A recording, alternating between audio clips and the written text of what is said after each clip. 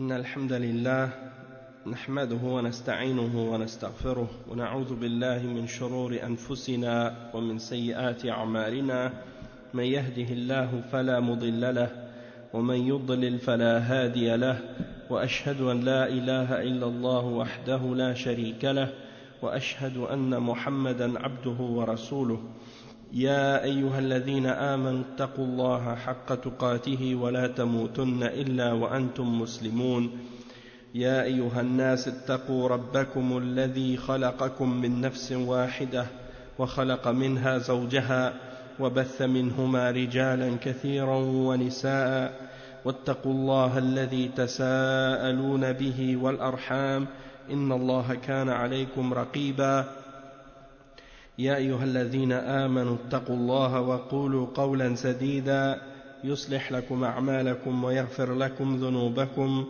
ومن يطع الله ورسوله فقد فاز فوزا عظيما أما بعد وإن خير الكلام كلام الله وخير الهدي هدي محمد صلى الله عليه وسلم وإن شر الأمور محدثاتها وكل محدثة بدعة وكل بدعة ضلالة وكل ضلالة في النار أما بعد.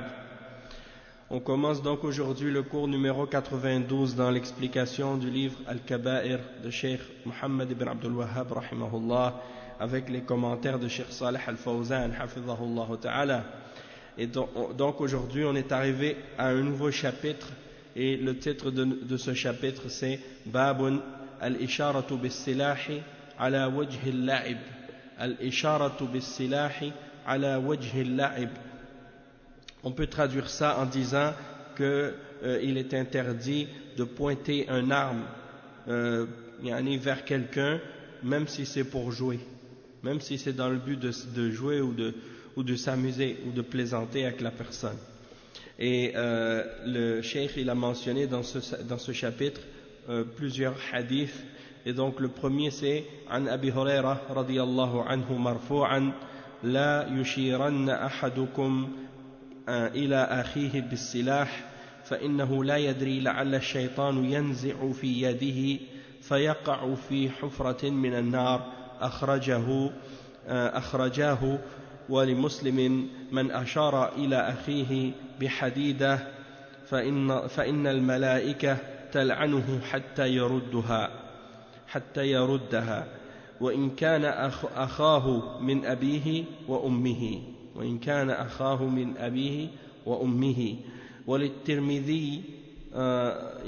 وللترمذي وحسنه عن جابر رضي الله عنه نهى رسول الله صلى الله عليه وسلم تعاطي السيف مسلولا. نعم. On va traduire ces hadiths-là, puis on va lire l'autre et puis on va le traduire après. Les trois premiers hadiths ou les trois premières narrations. An Abi Huraira, la première est rapportée selon Abi Huraira, et c'est un hadith rapporté par Al-Bukhari et Muslim. Il dit que le prophète sallallahu alayhi wa sallam a dit que l'un d'entre vous ne pointe pas son arme vers son frère. Ne pointe pas que l'un d'entre vous ne pointe pas son arme vers son frère, car il ne sait pas si le shaitan va le faire tomber de sa main et qu'à cause de ça il va tomber dans un gouffre du feu de l'enfer. Donc pour dire sans faire exprès, peut-être que sa main il échappe son arme, ou bien que son arme sans faire exprès elle frappe la personne, puis qu'il va le blesser à cause de ça, puis il va être châtié dans l'enfer à cause de ça. Et il dit selon Muslim également, celui qui pointe son arme ou quelque chose, un couteau, quelque chose qui peut blesser une autre personne vers son frère, les anges le maudissent jusqu'à ce qu'il le retire, c'est-à-dire jusqu'à ce qu'il cesse de le pointer vers lui. Et même si c'est son frère, du même père et de la même mère. Okay? Et il dit également rapporté par At-Tirmidhi, et il a déclaré Hassan selon Jabir radiyallahu anhu que le messager d'Allah sallallahu alayhi wa sallam a interdit de se passer une épée dégainée, de passer à quelqu'un une épée ou de prendre une épée qui est dégainée, c'est-à-dire qui est pas dans son fourreau, comme on dit, hein, parce que ça risque de blesser quelqu'un avec. Tu risques de blesser quelqu'un avec.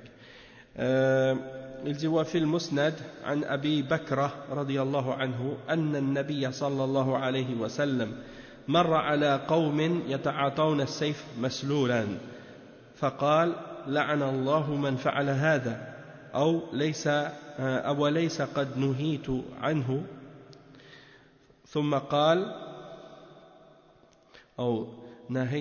أوليس قد نهيت عنه ثم قال إذا سل أحدكم سيفه فنظر إليه ثم أراد أن يناوله أخاه فليغمضه ثم يناوله إياه.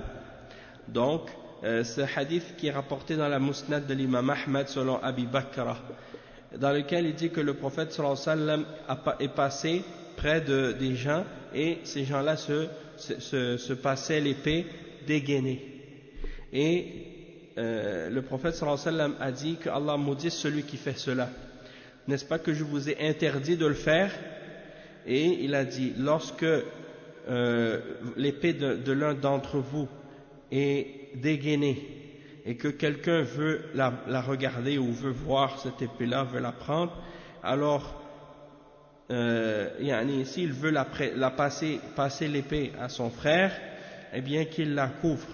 En voulant dire qu'il la mette dans son fourreau, dans sa gaine, avant de lui passer. Hein? Et donc ça, c'est les manières islamiques d'agir avec les armes. Et qu'est-ce que le cheikh il a mentionné ici à propos de l'épée? Ça peut aussi s'appliquer à d'autres armes que l'épée. Ça peut s'appliquer à une lance, ça peut s'appliquer à un fusil. Hein? Tu peux pas, par exemple, des fois les gens ils ont une arme, une vraie arme, hein, et puis ils le pointent vers quelqu'un comme ça pour plaisanter ou pour jouer. Non, tu peux pas faire ça. Sans faire exprès, tu sais pas, peut-être que l'arme, hein, elle tire sans faire exprès ou par erreur, et puis à cause de ça tu le tues sans faire exprès ou tu le blesses. Donc ça c'est des choses qui sont dangereuses. Le cheikh il dit tarwi' al-muslim la yajuz بأي حال حتى ولو كان على سبيل المزاح لأنه ربما يفلت من يده السلاح وينزغ الشيطان بينهما. Donc le Cheikh Al-Fawzan, il y avait un chapitre sur ça, même dans les chapitres précédents, sur l'interdiction d'épeurer ou de faire peur à quelqu'un.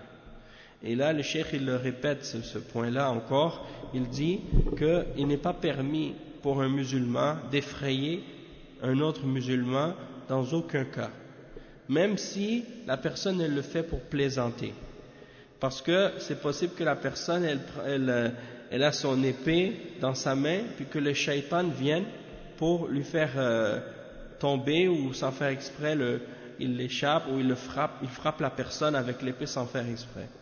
Et il dit wa qawluhu la yushiranna ahadukum إلى أخيه بالسلاح في هذا نهي عن الإشارة بالسلاح ولو كان هازلا فإن من فعل ذلك فهو حري أن يصيب أخاه بقتل فيوقع نفسه في النار لأنه تسبب في قتله فلا يجوز التلاعب بالسلاح بل يجب ضبطه وتأمينه حفاظا على حياة أخيه وأمانه. Donc le cheikh il dit que tu ne dois pas, comme le prophète sallallahu alayhi wa sallam a dit, pointer l'arme vers ton frère. Et la raison de ça c'est même si tu le fais en plaisantant, ça c'est une interdiction de le faire, parce que tu risques sans faire exprès peut-être même de tuer ton frère sans faire exprès, et à cause de ça donc tu vas aller en enfer parce que tu as été une cause dans sa mort. Et donc il n'est pas permis de jouer avec des armes. Donc qu'est-ce qui va arriver? Tu vas être responsable d'un meurtre, mais non prémédité, non intentionnel, mais c'est quand même que tu as été dans la cause dans sa mort. Et donc, tu risques le châtiment de l'enfer à cause de ça. Donc, il est obligatoire pour toi de faire attention et de garder l'arme, hein, de te protéger, de protéger les autres de cette arme pour préserver la vie de ton frère et pour le garder en sécurité. Il dit ensuite وَكَذَلِكَ لَا يَتَبَادَلَانَ السَّيْفَ مَسْلُولًا فَرُبَّمَا يَحْصُلُ شَرٌّ بِذَلِكَ والشرع جاء بسد الذرائع المفضية إلى المحاذير فلا بد أن يوضع السيف في جرابه سواء كان ذلك في جد أو هزل. Donc le cheikh il dit que de même que si on s'échange l'épée ou on se passe une épée, eh bien il ne faut pas se l'échanger alors que l'épée elle n'est pas dans sa gaine. Si l'épée elle est dégainée, eh bien dans ce cas-là ça peut causer du tort, ça peut faire du mal.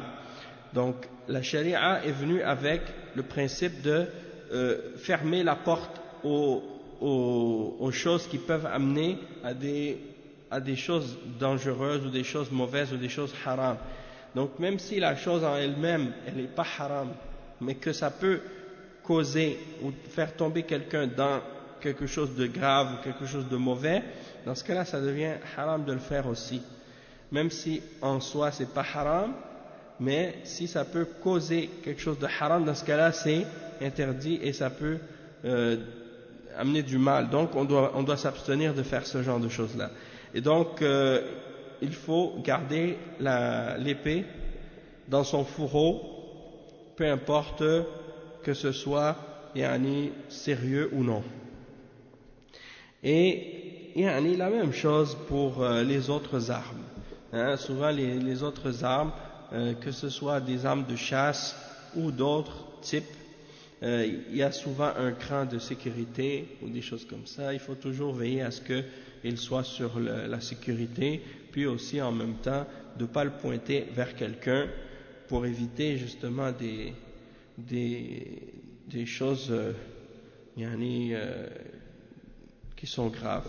Et le cheikh il mentionne ensuite, il dit pour terminer ce chapitre, il dit وأما قوله في الحديث نهى رسول الله صلى الله عليه وسلم عن تعاطي السيف مسلولا لأنه قد يخطئ في تناوله فيجرح شيئا أو يجرح شيئا من جسمه أو يسقط على أحد فيؤذيه ويدخل في هذا النهي عن كل ما في معناه كالبندقية إذا كانت الرصاصة فيها فلا بد أن تؤمن الانطلاق. ثم رتب النبي صلى الله عليه وسلم على ذلك وعيدا أنه من فعل ذلك بأن يقع في حفرة من النار وبالإضافة إلى اللعن فدل على أنه كبيرة من الكبائر من كبائر الذنوب. Donc le cheikh il explique que quand il mentionne l'interdiction de se passer l'épée dégainée, eh bien la raison de ça c'est pour éviter que la personne blesse quelqu'un sur son corps par erreur ou bien qu'elle lui fasse du mal, ou pire, et le cheikh il dit ici que l'interdiction comprend toute autre chose qui rentre dans la même signification, comme par exemple al-bunduqiyya, que ce soit un fusil ou autre arme, et surtout si l'arme en question elle est chargée, il y a des balles dedans, peut-être que le fusil il est chargé, il y a des balles dedans, tu joues avec et tu l'échappes, il tombe, puis la balle part et tu blesses quelqu'un sans faire exprès, tu seras responsable. Donc le prophète sallallahu alayhi wa sallam a établi pour ça il a mis comme conséquence de ça des menaces. Ça c'est quelque chose qui fait que c'est la raison pour laquelle il y a des menaces à ce sujet-là, de tomber dans un gouffre de l'enfer en plus de la malédiction qui a été mentionnée pour celui qui le fait. Et ça, c'est la preuve que ça fait partie des grands péchés, parmi les grands péchés. Ensuite, le cheikh il dit Bab al-Asabiyya. Bab al-Asabiyya. Donc ça c'est le chapitre suivant qui s'intitule Bab al-Asabiyya. Al-Asabiyya, comme on peut l'expliquer, c'est souvent traduit par une sorte de fanatisme, mais ça peut être, disons, différentes formes. Ça peut se manifester de différentes façons. C'est le fait de s'attacher aveuglément à, par exemple, un attachement aveugle à une tribu, ou à un groupe, ou à une nation, à une origine, ou à une langue, ou à un cheikh, ou à un madhab. Yani, c'est pas quelque chose qui se limite à une chose en particulier seulement. Ça peut s'appliquer à plusieurs choses.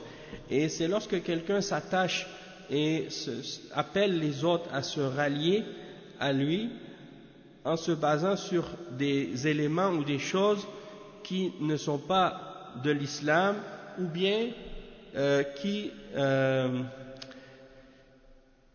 divisent les musulmans, ou bien qui ne sont pas basés sur des choses qui sont de l'islam ou des choses qui sont en contradiction avec l'islam.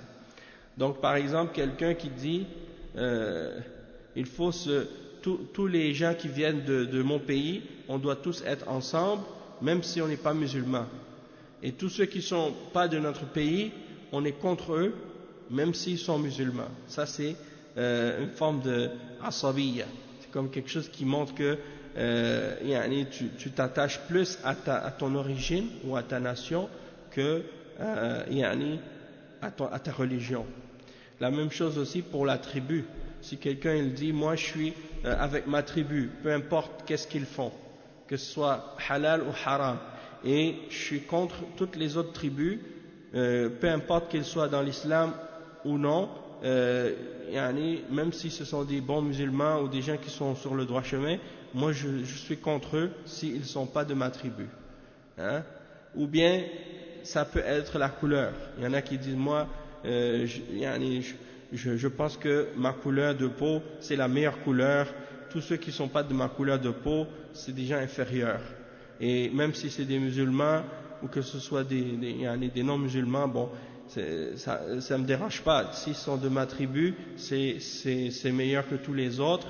Puis s'ils sont d'une autre tribu, peu importe qu'ils soient musulmans ou non, je suis contre eux et ils sont inférieurs à moi. Ça c'est un exemple d'asabiyya aussi. Le tribalisme, le nationalisme, le racisme, ou bien des fois c'est pour quelqu'un qui a un cheikh. Il dit moi mon cheikh c'est le meilleur cheikh, tous les autres cheikhs sont inférieurs à lui, et celui qui ne suit pas mon cheikh il est dans l'égarement, et c'est mon cheikh qui est sur la vérité, tout ce que mon cheikh il dit c'est le haqq, et je le suis aveuglément dans tout ce qu'il dit, même si il contredit le hadith là je vais le suivre quand même. Ça c'est un exemple de asabiyya. La même chose aussi pour un madhab, la position de fiqh, la position d'un cheikh dans le fiqh que les gens ont appris puis qu'ils ont transmis de génération en génération, d'école, ils appellent ça par la suite un madhab, c'est-à-dire une position d'un cheikh, et ils le traduisent par école de fiqh, alors qu'en réalité le madhab ça veut dire la position d'un cheikh dans le fiqh, et ainsi de suite. Donc il y en a qui deviennent fanatiques de ça et ils disent moi je suis maliki, ça y est, tout autre madhab qui contredit mon madhab il est faux, et moi je suis seulement mon madhab dans tout, et même si mon madhab il contredit la sunna je ne vais pas changer, je vais continuer à suivre mon madhab. Ça c'est une forme de asabiyya aussi, parce que tu mets la parole du madhab au-dessus de la parole du messager d'Allah sallallahu alayhi wa sallam, et ça peut même amener au kufr, c'est dangereux. La même chose aussi pour quelqu'un qui est fanatique pour d'autres choses. Donc tout ce qui est comme on va lire l'explication du cheikh et puis vous allez voir. Tout ce que j'ai mentionné, c'est des exemples que le cheikh lui-même il a cités. Donc il dit Babul Asabiyya عن جندب بن عبد الله رضي الله عنه مرفوعا من قتل تحت راية عمية يدعو عصبية أو ينصر عصبية فقتلته جاهلية رواه مسلم. C'est un hadith qui est rapporté par l'imam Muslim selon Jundub ibn Abdullah radiyallahu anhu marfou'an, c'est-à-dire que le prophète sallallahu alayhi wa sallam il a dit Salam alaykoum. Il a dit celui qui se fait tuer alors qu'il est derrière une bannière aveugle. Muslim, si tu peux m'amener une bouteille d'eau, barakallahu fik. Donc celui qui se fait tuer derrière une bannière, c'est-à-dire dans la guerre, il y a toujours une bannière, un drapeau, une bannière. Donc celui qui se bat derrière une bannière qui est aveugle, ummiya, et aveugle, quand je dis aveugle, c'est la traduction du terme ummiya, barakallahu fik akhi. C'est pour dire en fait, ummiya ça veut dire que cette bannière-là, tu peux pas distinguer pourquoi c'est pourquoi qu'elle se bat. C'est-à-dire, c'est pour quelle cause, c'est pour quel principe, c'est pour quelle cause. Donc, tu peux pas distinguer si c'est pour le vrai ou le faux. C'est comme si tu sais pas, ils s'en vont dans quelle direction, qu'est-ce qu'ils veulent, c'était quoi leur intention, c'est quoi leur position. Donc, est-ce qu'ils combattent pour élever la parole d'Allah, établir la charia d'Allah, ou bien ils combattent pour des intérêts autres, parmi les intérêts de la dunya, pour de l'argent, de la fierté, ou pour d'autres choses.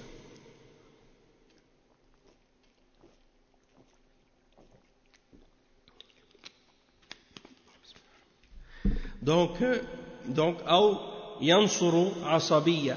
Donc, il combat derrière une bannière qui est aveugle, il appelle à une forme quelconque de fanatisme, ou il défend une forme de fanatisme. S'il est tué dans ce genre de choses, sa mort sera comme une mort de la jahiliya. C'est-à-dire, il meurt dans un état semblable à l'état des gens dans la jahiliya avant l'islam. Ça ne veut pas dire qu'il meurt dans le shirk ou dans le kufr, mais ça veut dire qu'il meurt dans l'état où les gens avant l'islam, ils se battaient pour toutes sortes de raisons futiles et ils se divisaient les uns les autres et personne d'entre eux voulait s'unir sur la vérité. Donc ça c'est l'exemple que le prophète sallallahu alayhi wa sallam a donné ici. Et le cheikh il explique, Cheikh Al-Fawzan, ce premier hadith et le titre du chapitre. Il dit من الكبائر التي نهى عنها رسول الله صلى الله عليه وسلم العصبية الجاهلية وهو أن يتعصب المرء لقومه أو قبيلته أو شيخه أو مذهبه سواء كانوا على حق أو باطل والأصل في المسلم أن يكون مع الحق أينما دار فإن كان الحق مع قومه صار معه وإن صار مع غير قومه دار مع الحق أما الذي يكون مع قومه مطلقا سواء كانوا على حق أو باطل كان هذا من العصبية الجاهلية وكذلك الذي يتعصب لشيخه أو إمامه ولو كان مخطئا فإنه لا يجوز لمسلم أن يكون كما قال الشاعر الجاهلي هل أنا إلا من غزية إن غوت غويت وإن ترشد غزية أرشد أو أرشدي وإن ترشد غزية أرشدي. Donc ici le cheikh il explique que parmi les grands péchés que le prophète sallallahu alayhi wa sallam a interdit, il y a qu'est-ce qu'on appelle al-asabiyatul jahiliya, c'est-à-dire le fanatisme de la période pré-islamique quand les gens étaient dans l'ignorance de l'islam. Et c'est-à-dire que la personne, elle va s'attacher fanatiquement à sa nation ou à son peuple ou à sa tribu ou à son cheikh ou à la position de son madhab dans le fiqh ou des choses de ce genre, peu importe qu'il soit sur la vérité ou sur le faux. Et le cheikh il explique que à la base le musulman il est supposé d'être avec la vérité là où la vérité se trouve. Si son peuple est avec la vérité, il va être avec son peuple dans la vérité. Et si la vérité est avec d'autres que son peuple, eh bien il va suivre la vérité, pas son peuple. Donc ça c'est qu'est-ce que l'islam nous enseigne. C'est pas parce que par exemple tu dis moi je suis de telle origine et je viens de tel pays, donc si les gens de mon pays eux ils ont telle position, donc moi je dois avoir cette position là parce que je viens de ce pays là, ou eux ils défendent telle valeur ou tel principe qui est contraire à l'islam, donc je dois le défendre comme eux parce que moi je suis de même origine qu'eux. Non, tu dois suivre la vérité avant tout. Et si les gens de ton peuple contredisent la vérité, tu dois rejeter ce qu'ils défendent et suivre la vérité. C'est ça qui est important. Et la vérité, c'est ce qui vient d'Allah. Donc c'est ce qui est dans le Coran et ce qui est dans la Sunna authentique. Et le reste, c'est le faux. Donc ça, c'est important de le comprendre. Et le cheikh, il dit, tandis que si la personne, elle est toujours avec son peuple, de façon absolue, dans le sens que peu importe qu'il soit sur la vérité ou sur le faux, il les suit, alors ça c'est une forme de fanatisme, de l'ignorance. Et donc ça c'est des exemples que tu vois, par exemple, si des gens par exemple ils sont haïtiens, ou ils sont africains, ou ils sont européens, ou ils sont asiatiques, ou ils sont peu importe d'où ils viennent, ils disent moi dans mon pays c'est comme ça, les gens ont fait ça et on fait comme ça et on dit comme ça, peu importe que ce soit vrai ou faux, moi je suis avec les gens de mon pays, je suis la même chose que les gens qui viennent de la même origine que moi. Ça c'est batil, ça c'est al-asabiyatul jahiliya, ça c'est les gens de la jahiliya qui étaient comme ça. Le musulman il n'a pas le droit d'être comme ça. Et donc le cheikh il dit que il y en a d'autres également, ils suivent aveuglément et fanatiquement leur cheikh ou leur imam, même s'il est dans l'erreur. Tu le défends même quand il se trompe. Non. Il n'est pas permis aux musulmans d'être comme ça. Et c'est comme disait le poète de la Jahiliya.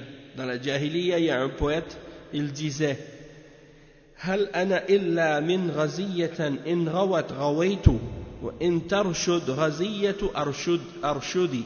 C'est-à-dire, moi, par rapport à ma tribu, si elle dévie, si elle est dans la transgression et dans l'égarement, moi je les suis.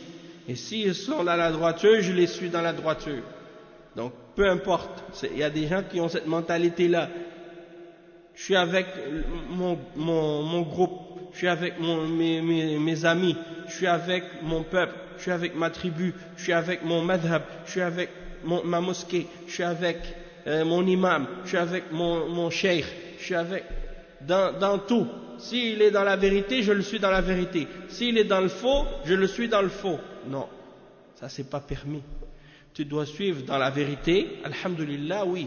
Mais si c'est dans le faux, tu dis non. Moi je suis la vérité seulement. Je suis pas le faux.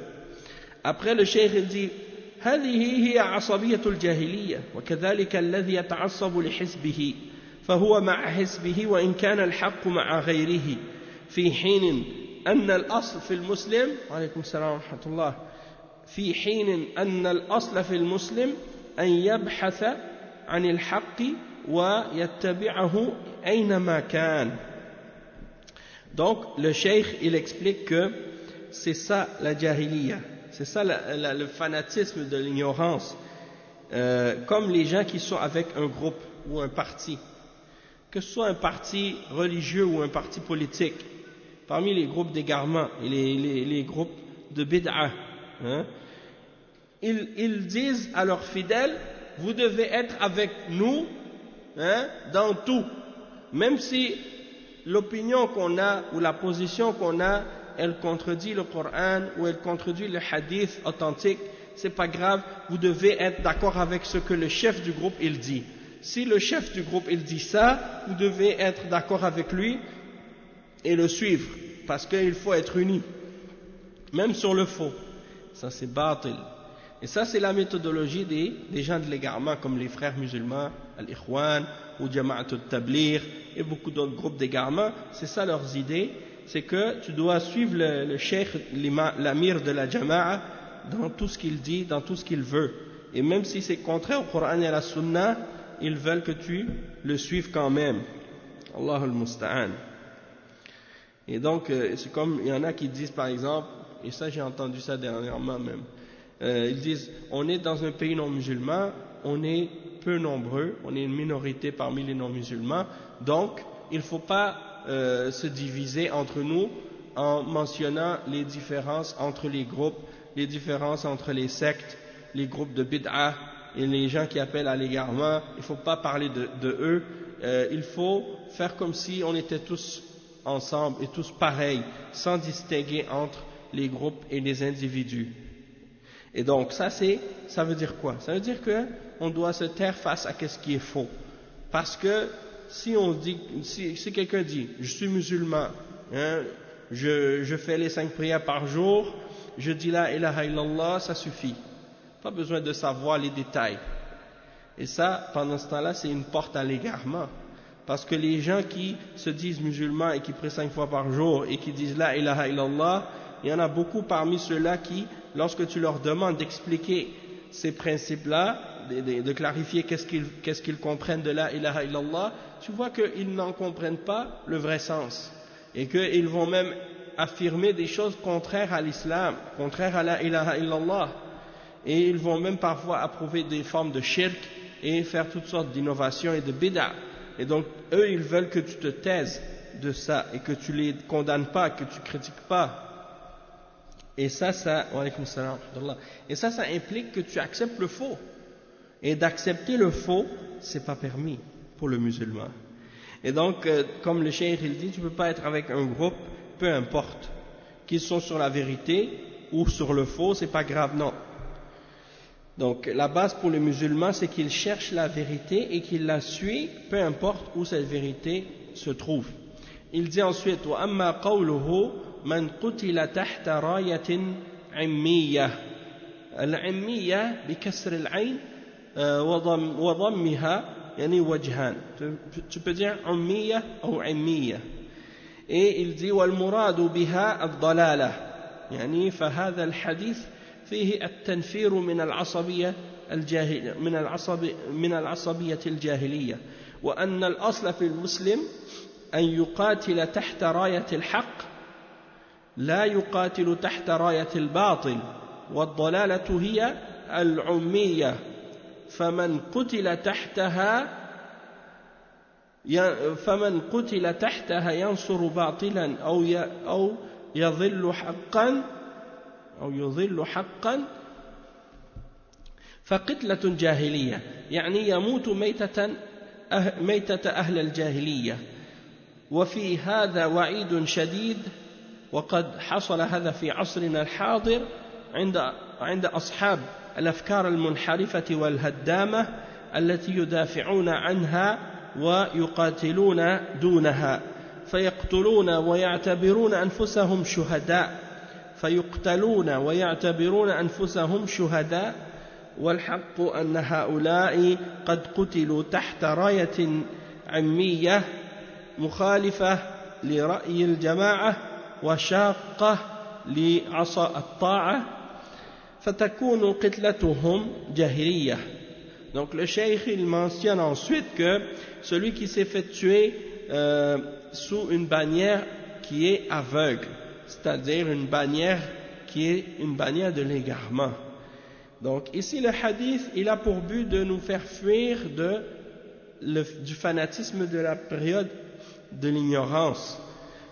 Parce que le musulman à la base, s'il combat dans une bataille, dans une guerre, dans un djihad, il faut que ce soit derrière une bannière véridique, une bannière de vérité, et non pas une bannière de fausseté et d'égarement et de mensonge. Donc s'il combat derrière une bannière qui est fausse et une bannière d'égarement. Donc c'est une bannière qu'on appelle en arabe raya ummiya ou ummiya. Et donc celui qui combat derrière cette bannière pour défendre le faux ou pour rabaisser la vérité, alors il sera tué comme s'il était dans la période de l'ignorance et de la jahiliya. Et ça c'est une menace sévère. Et le cheikh il dit que ça c'est arrivé à notre époque. Quand tu vois des gens qui combattent derrière des idéologies qui sont déviées et qui sont destructrices, qui sont opposées à l'islam, et ils les défendent et ils combattent derrière ces bannières-là, soit pour le nationalisme, soit pour le communisme, soit pour la laïcité, soit pour d'autres idéologies que les kuffars ont inventées et qu'ils ont importées dans les pays musulmans, et certains égarés et certains ignorants dans les pays musulmans ont repris cette bannière et ils ont combattu dans leur pays pour ces bannières-là, soit au nom de l'indépendance ou au nom de d'autres choses, et ils cachaient leur vraie position par rapport à la religion. Donc beaucoup de gens ont été trompés. Beaucoup de gens pensaient que ces gens-là voulaient l'islam, alors que par la suite on a réalisé que ce sont des gens qui avaient d'autres choses derrière la tête parfois. Donc le cheikh il dit ceux qui combattent derrière ces choses-là, ils se considèrent par la suite comme étant des martyrs quand ils sont tués dans ces batailles-là. Et la vérité c'est que ces gens-là se sont battus derrière des bannières aveugles et qui sont en contradiction avec la jama'a, et ils ont donc brisé l'unité des musulmans, et donc leurs morts dans ce cas-là sont des morts d'ignorance, comme le prophète sallallahu alayhi wa sallam les a nommés. Il dit Wali Abi Daoud bisanadin jayyid an ibn Mas'ud radiyallahu anhu marfu'an wa mawqufan فمن نصر قومه على غير الحق فهو كالبعير الذي ردي في بئر فهو ينزع بذنبه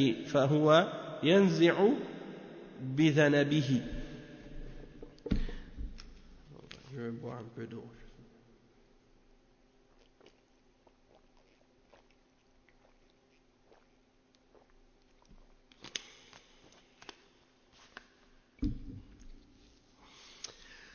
Donc, ensuite, Cheikh Mohammed ibn Abdul Wahhab, il cite un autre hadith qui est rapporté par Abu Daoud, avec une chaîne qui est bonne, selon Ibn Mas'ud radiyallahu anhu. Cette parole, elle est rapportée de deux façons.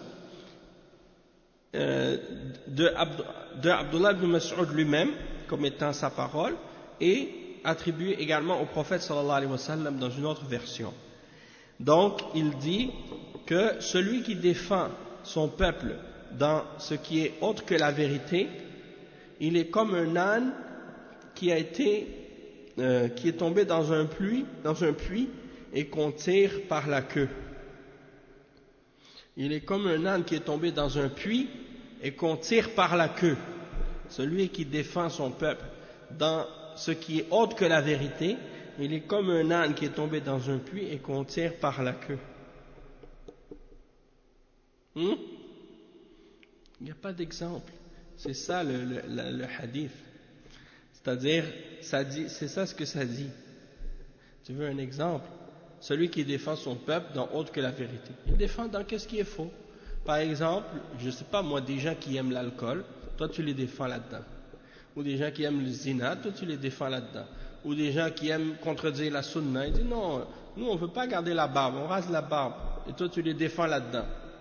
Tu les défends dans qu'est-ce qui est faux. Et n'importe quel autre exemple comme ça. Ben le fanatisme, il est dans le sens de ta'assub.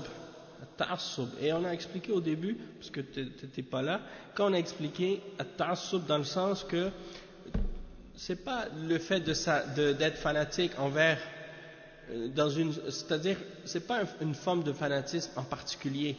C'est un fanatisme qui peut se manifester pour toutes sortes de choses, soit pour ton pays, pour ton origine, pour ta langue, pour ta couleur, pour ton drapeau, pour ta patrie, pour ta tribu, pour ta famille, pour ton madhab, pour ton cheikh, pour ta mosquée, pour ton groupe, pour ton parti. Yani pour toute chose autour de laquelle tu peux t'unir avec d'autres personnes, mais qui sont soit pour quelque chose qui est contraire à l'islam, ou qui n'est pas dans les choses qui sont islamiques, et toi tu te bases là-dessus pour t'unir avec eux. Aussi, c'est ce qu'on appelle des fois hizbiyya. Des fois on parle de quelqu'un, on dit « Ah, lui c'est un hizbi ». Hein? Ou bien « Ah, ça c'est une forme de hizbiyya ». Hizbiyya dans le sens que c'est quelqu'un qui s'unit avec d'autres personnes, mais sur autre chose que la sunna. Okay? Il s'unit sur la bid'a, il s'unit sur le takfir avec d'autres personnes, ou sur le fait d'insulter les ulama et les dirigeants. Donc c'est des gens qui divisent les musulmans et qui se divisent eux-mêmes en se réunissant sur qu'est-ce qui est faux et qu'est-ce qui est contraire au Coran et à la Sunna et contraire à la voie des salafs. Donc tout ça c'est des exemples de hizbiyya, ou bien des exemples de asabiyya. Le cheikh il dit وقوله فمن نصر قومه على غير الحق فهو كالبعير الذي ردي في بئر فهو ينزع بذنبه يعني الواجب على المسلم أنه إذا رأى قومه على غير الحق أن يناصحهم ويبين خطأهم فإن قبلوا منه فالحمد لله وإن لم يستمعوا له اعتزلهم ولا يقاتل معهم على الباطل فإذا قاتل معهم وهم على غير الحق فهو كالبعير الذي يسقط في بئر ويحرك ذنبه ويريد النجاة وهذه الحركة غير منتجة له وكذلك الذي يقاتل مع قومه على غير الحق يريد بذلك العزة فهو في الحقيقة يضل نفسه وأن قتاله قتال ذلة. Donc le cheikh il explique que ce hadith, par rapport à ce hadith et par rapport au chapitre, que l'obligation pour le musulman lorsqu'il voit son peuple ou des gens de son peuple qui sont sur autre que la vérité, son obligation c'est de leur donner le bon conseil et de leur clarifier leur erreur. Hein? Et s'ils acceptent de lui son conseil, alhamdulillah. Mais s'ils refusent d'accepter de lui le conseil, alors dans ce cas, il s'écarte d'eux et il ne va pas combattre avec eux pour défendre le faux. Et il dit, فَإِذَا قَاتَلَ مَعَهُمْ, si malgré tout ils décident de combattre avec eux, alors qu'ils sont sur autre que la vérité, alors il est semblable à l'âne qui est tombé dans un puits. Et il dit, il cherche à bouger sa queue pour se sauver. Mais le fait de bouger sa queue, ça ne va pas le sauver. Donc, ici, c'est comme celui qui combat avec son peuple pour autre que la vérité et qui veut par cela de la fierté, de la puissance. Alors qu'en réalité, il est en train de se rabaisser lui-même et de s'humilier lui-même. Et son combat qu'il fait est un combat d'humiliation. Okay? Il est en train de se rabaisser en agissant ainsi. Le hadith suivant, ou bien le chapitre suivant, c'est un chapitre qui s'intitule Babun man awa muhdithan. Man awa muhdithan. Et dans ce chapitre, il y a un hadith qui est rapporté. Et c'est le hadith suivant. عن علي رضي الله عنه قال حدثني رسول الله صلى الله عليه وسلم بأربع كلمات لعن الله من ذبح لغير الله لعن الله من لعن والديه لعن الله من آوى محدثا لعن الله من غير منار الأرض رواه مسلم. Donc c'est quatre choses que le prophète sallallahu alayhi wa sallam a mentionné et c'est rapporté selon Ali radiyallahu anhu par l'imam Muslim. Il dit que le messager d'Allah sallallahu alayhi wa sallam a dit quatre paroles, quatre phrases. Il a dit premièrement que Allah maudisse celui qui égorge pour autre que Allah, un animal. Deuxièmement, il a dit qu'Allah maudisse celui qui maudit ses parents. Troisièmement, qu'Allah maudisse celui qui protège un criminel ou un innovateur. Hein? Parce que le muhdith, ça peut être quelqu'un qui fait une bid'a ou qui fait un crime. Hein? Et la quatrième, que Allah maudisse celui qui change l'indicateur de la terre. Quelque chose qui est mis sur un terrain pour indiquer la distance d'un terrain ou des choses de ce genre. Tu vois? Ou une borne, comme tu dis. Tu vois, des fois les gens ils ont des terres, les terres sont séparées par des bornes ou des choses comme ça pour délimiter chaque terrain.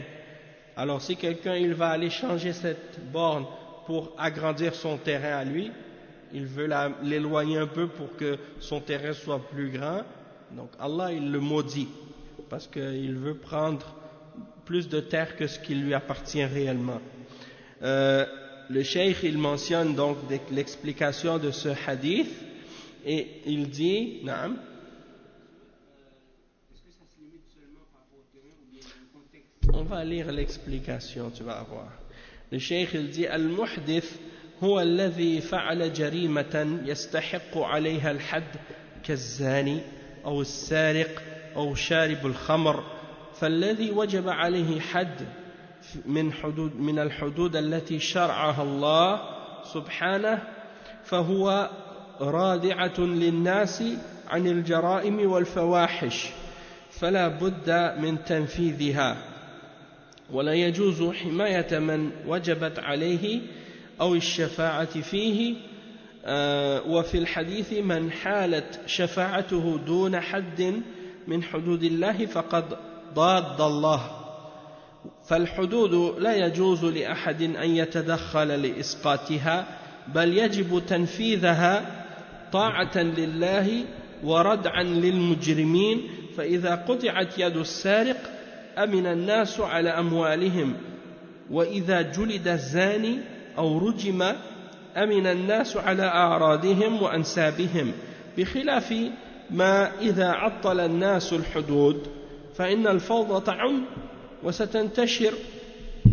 وستنتشر الجريمة لا كما يقول البعض إن إقامة الحدود وحشية بل إن فعل الجرائم هو الوحشية والحدود رحمة فكيف يرحمون المجرم ولا يرحمون من وقع عليه الظلم ولذلك قال النبي صلى الله عليه وسلم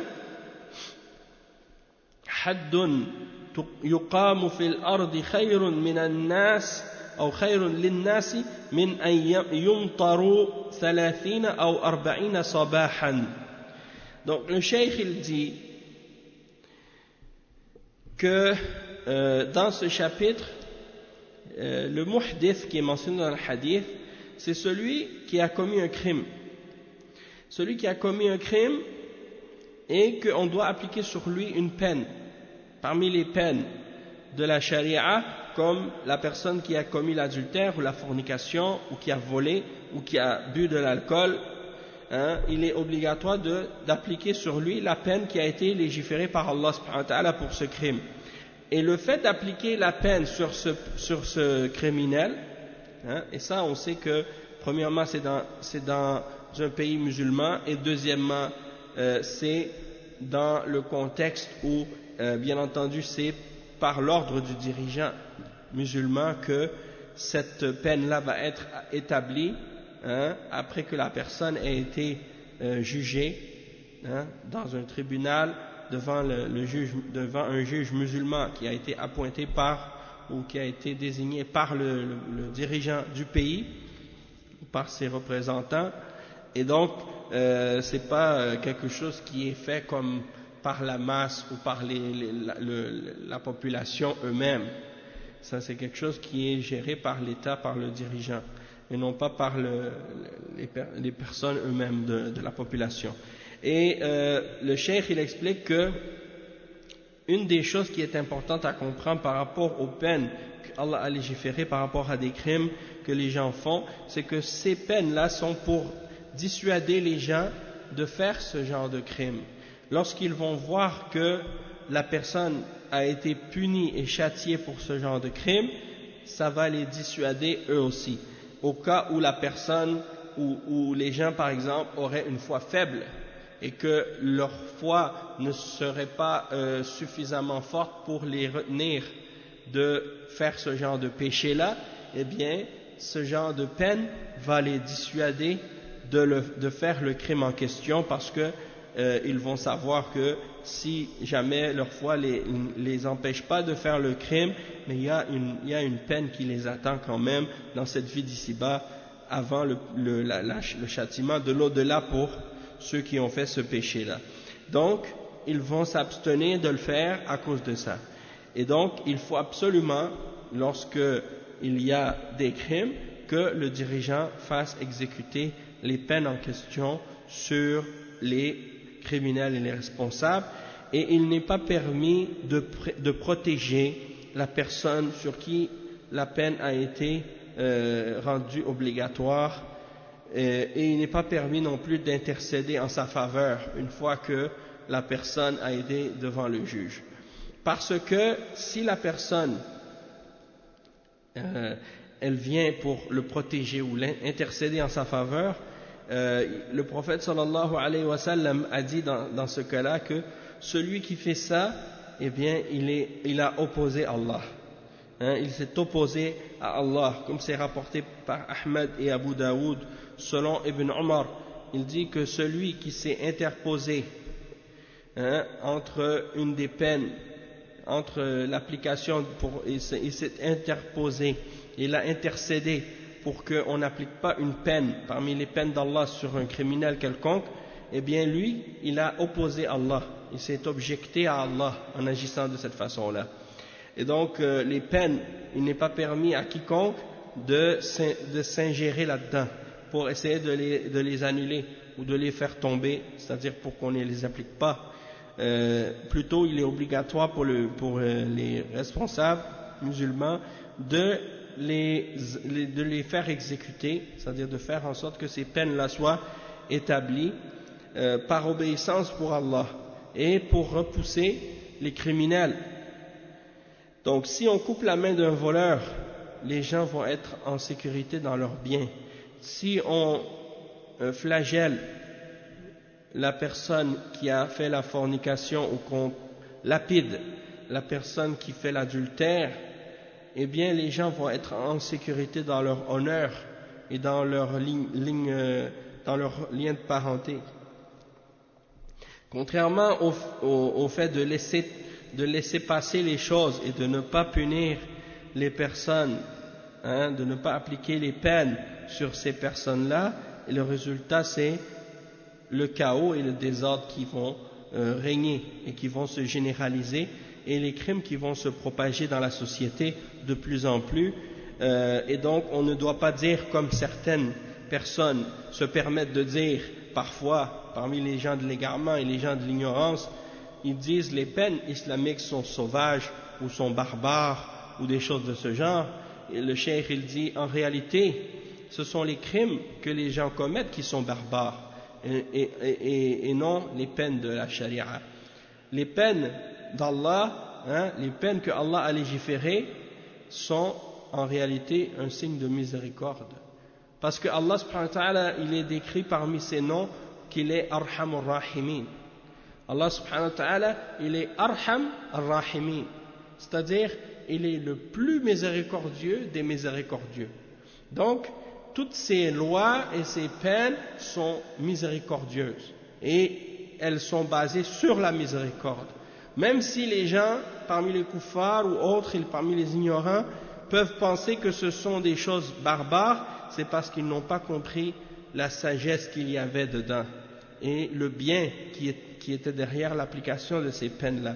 Même si, selon eux, c'est barbare ou autre, la réalité c'est qu'elles sont pleines de miséricorde et que c'est pour la miséricorde que Allah les a légiférées. Donc le cheikh il dit, ce qui est étonnant de la part de ces gens-là, c'est qu'ils ont eux beaucoup de miséricorde envers le criminel, mais ils n'ont pas de miséricorde envers les victimes, ceux qui ont subi l'injustice et le crime lui-même. Donc tu les vois en train de pleurer et de crier pour le droit de l'homme quand il s'agit de celui qui a tué ou de celui qui a fait du mal aux autres, de celui qui a fait du tort aux autres, qui a attaqué leur honneur, qui a attaqué leur vie, mais ils ne pensent pas aux victimes, hein, de ceux qui ont été victimes de l'injustice de cette personne et de son crime. Hein?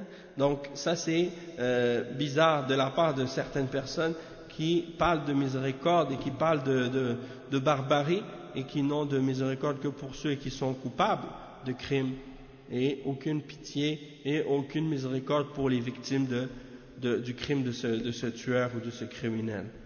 Donc c'est pour ça que le prophète sallallahu alayhi wa sallam a dit dans un hadith qui est rapporté par l'imam Ahmad selon Abu Huraira radiyallahu anhu, il dit que établir une peine sur la terre c'est meilleur pour les hommes que avoir de la pluie pendant 30 ou 40 jours ou 30 ou 40 matins. Donc pour dire que la pluie qui tombe sur la terre c'est une miséricorde pour les hommes et pour les animaux et pour les plantes.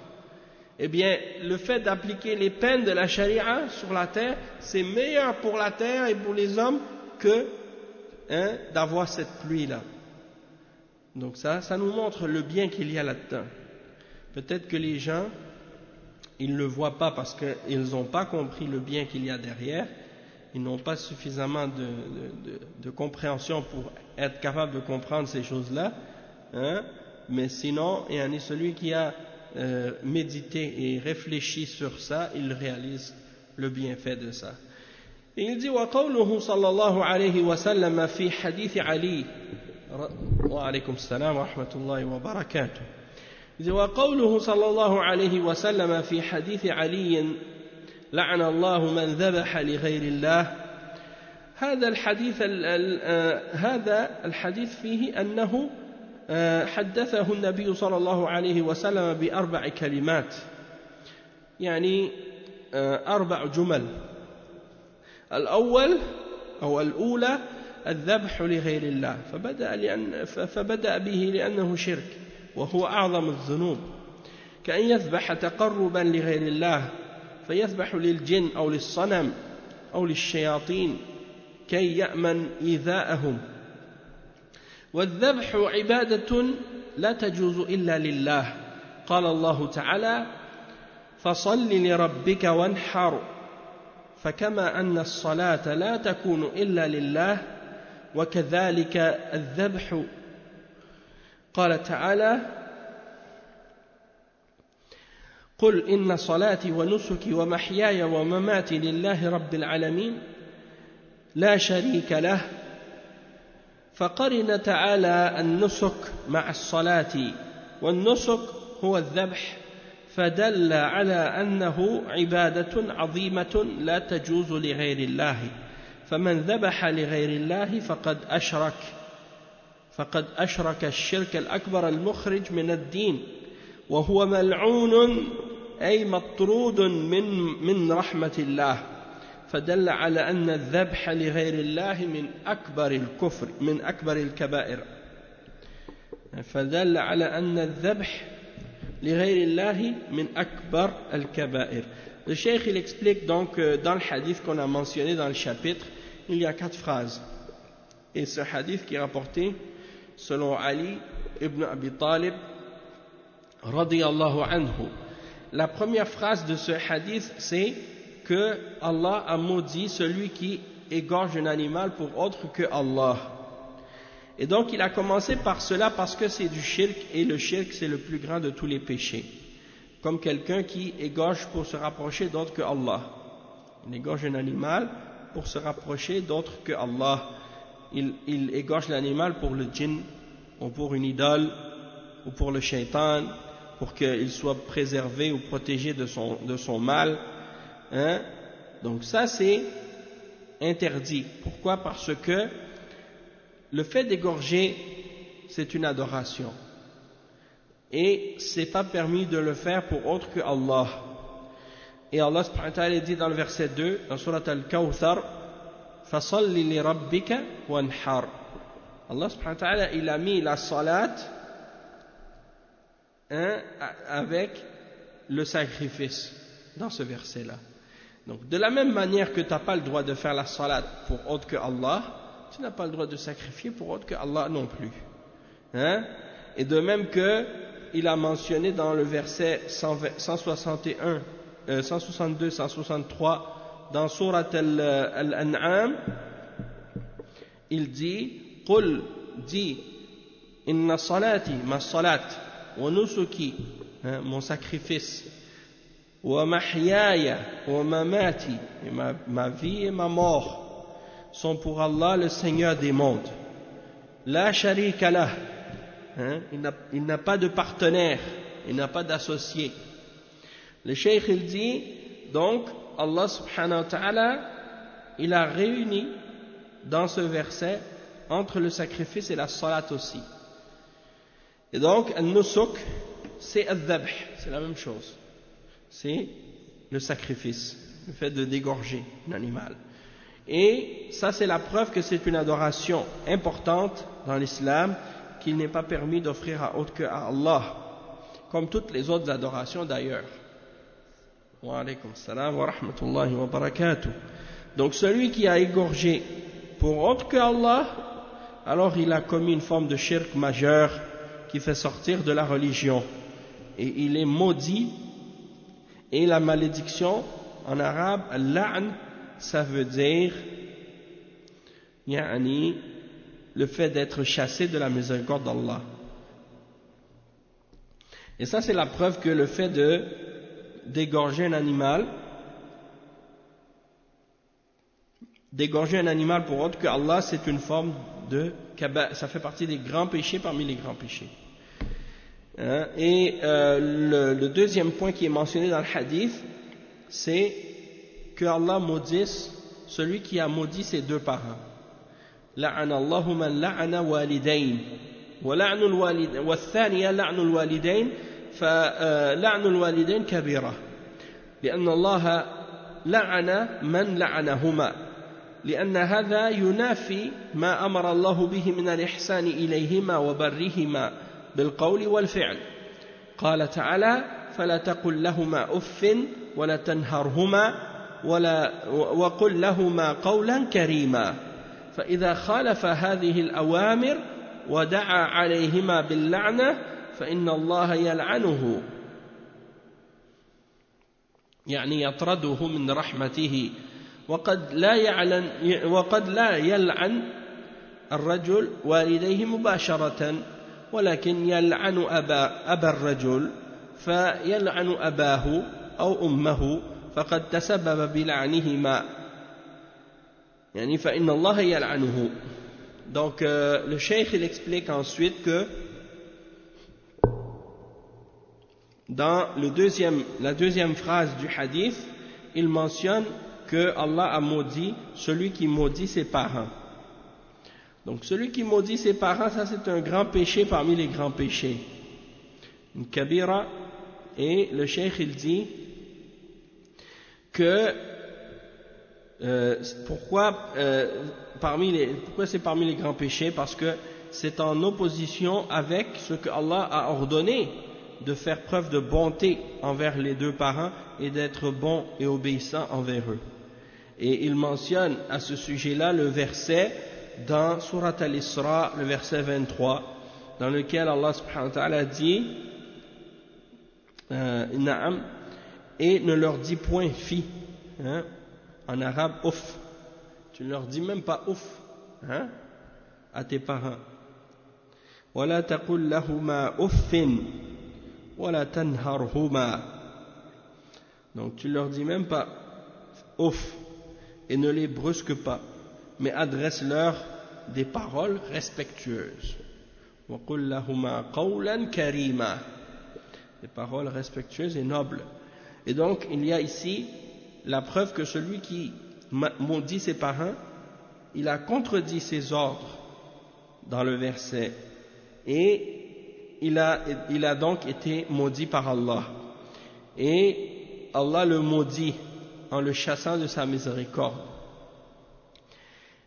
Et peut-être que la personne, elle ne va pas maudire ses deux parents directement, mais elle va être une cause dans le fait que ses parents se fassent maudire par quelqu'un.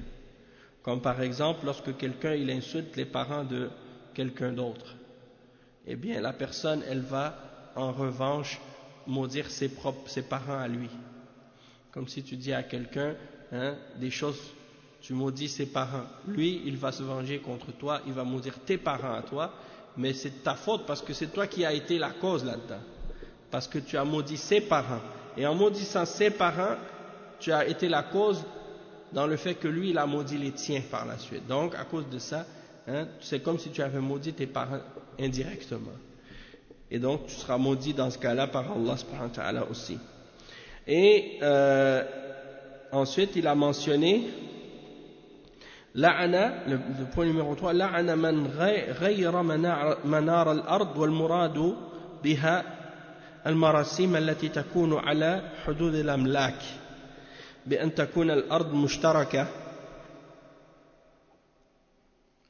ثم تقسم وتوضع علامات على حدودهم فمن غير هذه المراسيم لعنه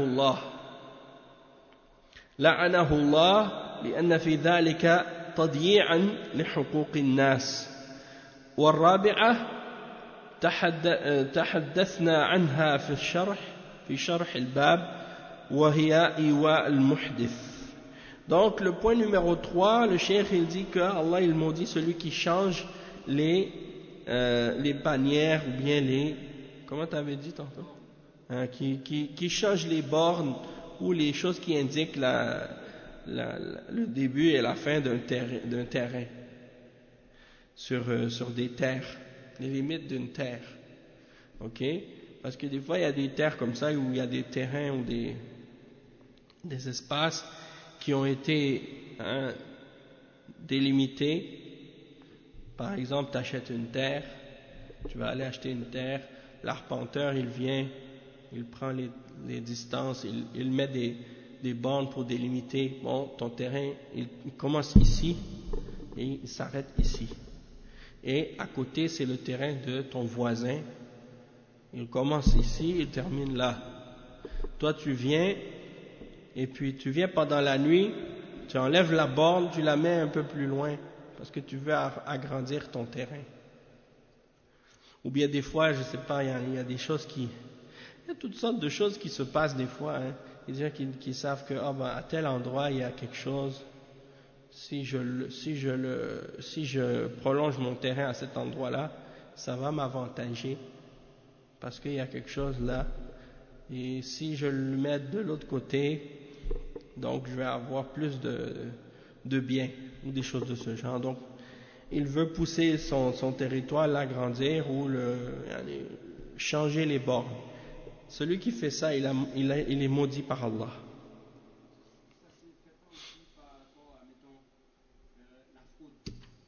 Mais c'est une fraude, ça.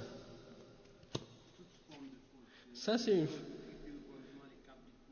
Oui, mais ça, il y a d'autres sortes il y a plein de hadiths qui parlent de ça. Mais ça, ici, c'est spécifique aux bornes dans les terrains.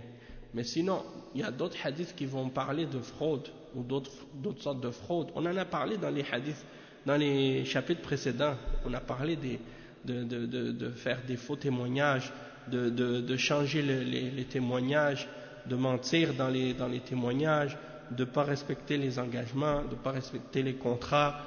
On a parlé de toutes ces choses-là. Tout ça, ça rentre là-dedans. On a parlé de la corruption, on a parlé des pots de vin. Tout ça, c'est spécifique à d'autres sujets. Et chaque hadith, il a c'est-à-dire son point spécifique. Ici, ça parle d'une forme de tricherie, mais il y a d'autres sortes. Mais on peut dire que de façon générale, le prophète sallallahu alayhi wa sallam, il a interdit de tricher. Oui, de l'eau dans le lait, ou bien des gens qui vendent des produits, ils mettent les bons au-dessus et ils cachent les mauvais au fond. Alors la personne qui vient l'acheter, elle voit ça, elle dit ah ça c'est un bon produit. Quand elle arrive chez elle, elle a fini, elle regarde au fond, elle voit que tout est pourri. Donc elle dit ça, c'est une forme de tricherie. Hein? Et la quatrième, c'est qu'est-ce qu'on a mentionné? Man awa muhdithan, celui qui préserve ou qui protège un criminel. Et comme j'ai dit aussi, ça s'applique également à l'innovateur. Celui qui protège un innovateur et qui défend l'innovateur, il est maudit lui aussi. D'accord? Ok, on a terminé. Aujourd'hui, on va s'arrêter à ça. Inch'Allah. Demain, on continuera avec le chapitre suivant. Et donc, on est rendu à Bab Kitab al-Mazalim. Dans le livre, la partie du livre qui nous reste maintenant, c'est qu'est-ce qui s'appelle Kitab al-Mazalim, c'est-à-dire les chapitres au sujet des injustices. Au sujet des injustices. Les injustices dans différentes formes d'injustice. On va voir, il y a quelques chapitres qui restent, à peu près 7 chapitres. Donc c'est des chapitres, il y en a qui sont très courts et le dernier qui est un peu plus long comme je disais. Puis Inch'Allah, donc on est à la fin du livre. On est à la page 679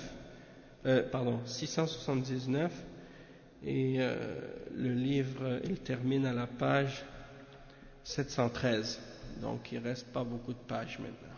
On est presque à la fin, vous voyez. Qui aurait dit qu'on serait rendu là un jour? Alhamdulillah. Donc on va s'arrêter ici pour aujourd'hui. Subhanakallahumma bihamdika ashhadu an la ilaha illa ant astaghfiruka wa atubu ilayk. Sallallahu wa sallam ala nabiyyina Muhammad wa ala alihi wa sahbihi ajma'in. Wassalamu alaykum wa rahmatullahi wa barakatuh.